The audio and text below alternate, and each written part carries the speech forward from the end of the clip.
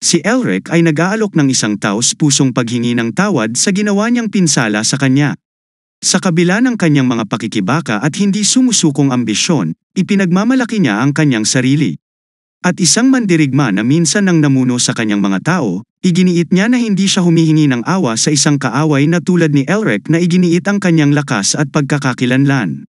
Kinikilala niya na oras na upang wakasan ang matagal na labanan upang humingi siya ng tawad sa kanyang mga tao at parangalanan ang kanilang mga sakripisyo.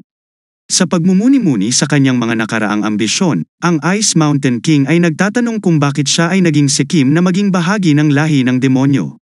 Napagtanto niya na sapat na ang paghahanap ng kaligayahan sa piling ng mahal niya at naligaw siya ng kanyang mga hangarin. Habang ang Ice Mountain King ay nababalot ng demonyong enerhiya, nalaman ni Elric ang kanyang sarili na hindi sigurado kung ano ang dapat niyang gawin. Gayunpaman, pinayuhan niya ang kanyang sarili na tipunin ang kanyang desisyon, na kinikilala na ang kanyang kalaban ay walang iba kundi ang Ice Mountain King. Ang pinunong nagbuklod sa napakalawak na bundok ng yelo na ito at ang pinakakakilakilabot na mandirigma sa mga Yetis, siya ang kaaway na dapat niyang pagtagumpayan at talunin siya nang hindi ginagamit ang kanyang buong lakas ay hindi lamang imposible, ngunit walang galang. Sa hindi natitinag na determinasyon, nagpasya si Elric na ipakita ang dakilang tungkulin na pinaghirapan ng Ice Mountain King na itayo. Muli niyang sinubukang unawain at isama ang kanyang diwa. Sa kabila ng mataas na pusta ng labanang nagbabanta sa buhay na ito, nakakagulat na nasiyahan si Elric sa hamon habang kinakaharap niya ito. Nararamdaman niya ang mga araw na puno kaligayahan na minsang ginugol ng Ice Mountain King kasama si Otto. Pagkatapos ng isang nakakapagod na labanan, parehong si Elric at ang Ice Mountain King ay itinulak ang kanilang sarili sa kanilang mga limitasyon. Dumating ang mapagpasyang sandali habang naghahanda sila para sa panghuling strike kasama ang Ice Mountain King na pinakawalan ang kanyang mabigat na sikretong art icebreaker. Isang pamamaraan na nagdala ng hindi mabilang na mga karera sa kanilang pamangkin. Napakalaki ng epekto nitong huling sagupaan. Biglang, sa isang matunag na pagsabog, ang Ice Mountain King ay nabuhay muli at humagalpak ng tawa. Nagpahayag siya ng pasasalamat kay Elric bago naglaho sa lupa, na iwan ang pamumulaklak ng mga bulaklak. Nagpaalam si Elric, na nag-aalok ng kanyang magandang pagbati para sa kanya na makapagpahinga ng payapa sa huling pagpapalitan ng usapan na ito. Natapos na ni Elric ang unang assignment. Nagpalakpakan sina Ottoman. Napahanga si Elric na matagumpay niyang nilamon ang Ice Mountain King. Ipinahayag ni Elric ang kanyang pagkamangha sa kahirapan ng unang takdang aralin. Sa simula pa lang, ipinaliwanag ni Otto na ang mga hamon ay karaniwan sa kanilang pamilya, at hindi maaaring angkinin ng isa na siya ay isang Melbourne kung hindi nila malalampasan ang gayong mga pagsubok. Gayunpaman, inamin ni Otto na nagulat siya sa pag-unlad ni Elric. Sa kabila ng pagkilala sa talent ni Elric, inaasahan ni Otto na aabutin siya ng 1 hanggang 3 taon upang makumpleto ang gawain. Sa pagkamangha ni Otto, si Elric, na ilang taon pa lang nag-aaral ng mahika, ay nagawang talunin ang Ice Mountain. Napagtanto ni Elric na talagang 1 buwan na ang nakalipas mula nang magsimula siyang mag-aral ng mahika. At pagkatapos isaalang-alang ang oras na ginugol sa larangang ito, napagpasyahan niya na ito ay naging kabuuang 2 buwan na. Nagbibiro si Otto sa pagkomento na ito ay medyo kakaiba. Pagkatapos ay marahan niyang hinawakan si Elric, ipinahayag kung gaano katalas ang kanyang intuition pagdating sa paghusga sa kakayahan ng mga tao. Niyakap ni Otto si Elric ng mahigpit, ngunit tumutol si Elric dahil masakit ito at medyo nakakainis ang balbas ni Otto. Gayunpaman, pinananatili ni Otto ang mahigpit na yakap. Pagkatapos ay nagtanong siya tungkol sa mga huling sandali ng Ice Mountain King, at sumagot si Elric na nakangiti ito. Mukhang nagdudulot ito ng ginhawa kay Otto. Magalang na yumuko si Elric at ipinapahayag ang kanyang pasasalamat kay Otto para sa lahat ng nagawa niya sa ngayon. Pinayuhan siya ni Otto na mag-ingat sa kanyang paglalakbay. Binanggit ni Elric na hindi siya makakadalaw ng madalas dahil sa mga responsibilidad bilang ulo ng pamilya. Nang magsimulang maglakad palayo si Elric, bumalik siya at tinanong si Otto kung paano umalis sa lugar na ito. Itinuturo ni Otto na si Elric ay nakaalis na ng hindi mabilang na beses. Nalilito, hindi maalala ni Elric ang daan. Sa sandaling iyon, ginamit ni Otto ang kanyang mahika at nagising si Elric sa silid aklatan. Palarong tinutuya ng mafilsto si Elric, pabirong iminumungkahi na pinatay siya ni Otto. Sagot ni Eric, nagtatanong kung sino ang nasa tamang pag-iisip na papatay ng isang tao nang walang babala. Ay upang magtanong si Mephisto kung matagumpay na nilulun ni Elric ang Ice Mountain King at kinumpirma ni Elric na nangyari lamang ito na nakaturo sa selyo sa kanyang braso. Pinahahalagahan ni Mephisto ang kanyang suporta sa bagay na ito, na nagudyok kay Elric na mapanuksong sinabi na si Mephisto ay tiyak na binaliktad ang sitwasyon. Itinanggi ng Mephisto ang claim na ito at ipinaliwanag na binigyan lang niya si Elric ng ilang patnubay, na kinikilala siya bilang isang tunay na kababalaghan. At kahit na isang halimaw sa mga tuntunin ng kapangyarihan. Pagkatapos ay ibinahagi ni Elric ang isang mausisa na bagay, tinanong si Mephisto tungkol sa kanyang espesyal na relasyon sa Ice Mountain King at kung bakit niya pinigilan itong maging demonyo. Sinabi ni Mephisto na mukhang nagulat na alam ito ni Elric at napagtanto niya na tiyak na nasilip ni Elric ang mga alaala ng Ice Mountain King. Humingi ng paliwanag si Elric kay Mephisto tungkol sa kanyang mga aksyon. Matapat na sinabi ni Mephisto na siya ay isang hari ng demonyo at ang hari ng Ice Mountain ay hindi hihigit sa isang labi ng lahi ng demonyo. Walang espesyal na kahalagahan sa kanya noong panahong iyon, medyo naiinip si Mephisto. Kaya nagpa siya siyang tingnan ng isang tao na nagsasabing magiging demonyo sila sa Ice Mountain.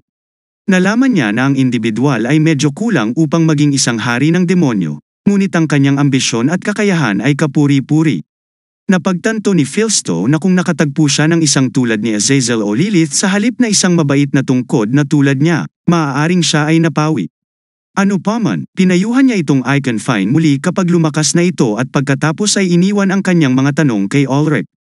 Kung iyon na ang katapusan ng kanilang pakikipag-ugnayan at kung hindi na siya muling nakilala ni Mephisto, kinukot siya ni Mephisto ang ideya, nagtatanong kung bakit mo siya muling makikita. Naiintindihan ni Elric na ito ang paraan ng pagbuli ng mga brats sa mga babae. May one-sided affection sila para kay Mephisto, nagalit pa rin sa komento ni Elric. Ipinagpatuloy ni Elric ang kanyang pagbibiro, na nagsasabi na hindi nakakagulat na single pa rin si Mephisto, kahit na mahigit 1,000 taon na ang nakalipas. Nagalit si Mephisto sa panunukso ni Elric. Samantala, si Otto ay nakatayo sa likod kung saan siya iniwan ni Elric. Nakita si Elric na isang nakakatuwang inapo at tinanong ang Ice Mountain King kung siya ay nakikibahagi sa parehong damdamin. Iniisip niya kung nagtatanim ba siya ng anumang sama ng loob kay Elric sa kaibuturan ng lupa. Ang Ice Mountain King ay tumingin kay Otto at humiling sa kanya na wakasan ang kanyang buhay ng may mabigat na puso. Humingi ng tawad at nagpapasalamat. Hinihikayat niya itong iwanan ang anumang pagsisisi at tungkulin, ipinagkatiwala ang mga ito kay Elric at magpapahinga sa kapayapaan. Nangingilid ang mga luha sa mga mata ni Otto, habang ipinapahayag niya ang kanyang pag-asa na muli siyang makilala sa kabilang buhay. Hinihiling na maging mas maganda pa ito kaysa dati. Nagtatanong si Mephisto tungkol sa layunin ni Elric, habang nakikita siyang naghahalongkat ng mga libro. Ipinaliwanag ni Elric na naghahanap siya ng isang partikular na intriga. Tinanong ni Mephisto kung ano ang nagtutulak sa kanya na pumunta sa buong silid-aklatan. Buong pagmamalaking ipinakita ni Elric ang isang hugis itlog na kristal at inihayag na ito ay isang ice crystal na ibinigay sa kanya ni Otto. Ibinahagi niya yon, inutusan siya ni Otto na hanapin ang avatar ni Camilla gamit ang kristal. Curious na tinanong ni Mephisto kung tinutukoy ni Camilla ang bulaklak ng camellia kung saan kinumpirma ito ni Elric bilang direktiba ni Otto na hanapin ang kanyang bagong gabay. Tinanong ni Elric kung assignment din ba ito at affirmative naman ang sagot ni Otto. Iniisip ni Elric kung gaano katagal niya ipagpatuloy ang mga ito. At sinabi sa kanya ni Otto na ito ay hanggang sa maabot niya ang antas ng kanyang ninuno, na kinikilala na si Eric ay dapat na maraming katanungan. Tiniyak sa kanya ni Otto na ang lahat ay mabubunyag sa tamang panahon. Ipinaliwanag ni Otto na ang ninuno ay nakamit at nag-iwan ng maraming bagay sa lupaing ito, at naghanda sila ng ilang mga takdang aralin para sundan si Elric sa kanyang mga yapak. Ang kailangan lang gawin ni Elric ay masigasig na tahakin ang landas na yon. Sumagot naman si Elric ng confident na okay, at humingi ng paumanhin si Otto sa pagpapabigay sa kanya ng napakabigat na responsibilidad.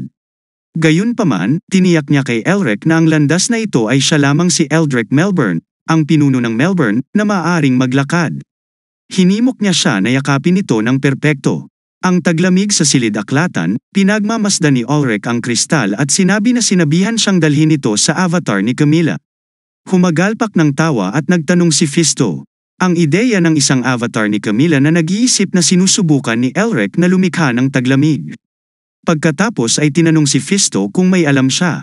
Tumugon si Fisto nang may pagtukoy sa kasuklam-suklam na 4 na mga panahon na pinagmumultuhan ang mga Demon King tulad niya. Si Elric ay humiling ng higit pang mga detalye, ngunit si Fisto, nagtatanong kung bakit dapat niyang sundin ang kahilingang iyon. Nag-aalok si Elric sa kanya ng 4 na araw na maliksing exemption.